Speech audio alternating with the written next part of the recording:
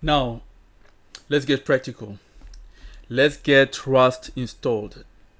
The installation is beautifully simple. Everything goes through a tool called RustUp, which is Rust's Toolchain installer.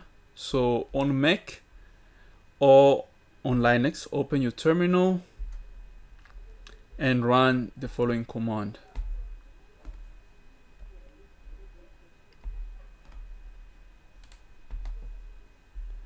So this command will download and run the RustUp installer script.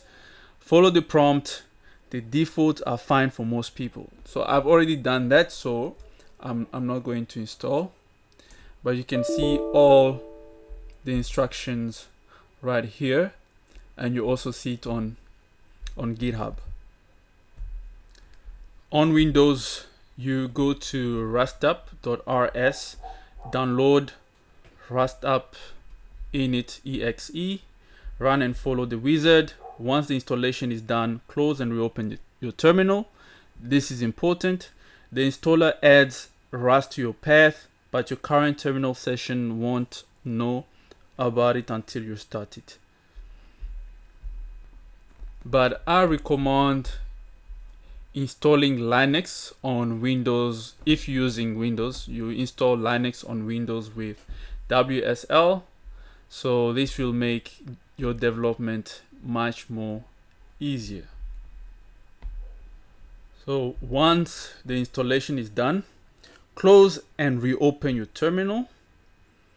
And after restarting, you can run the following command to see your version of whether your Rust has been installed in your machine.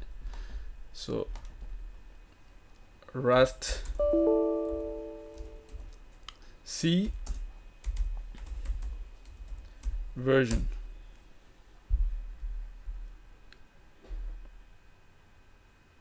So yes, I have Rust C 1.93.1. So go ahead and also look for cargo version.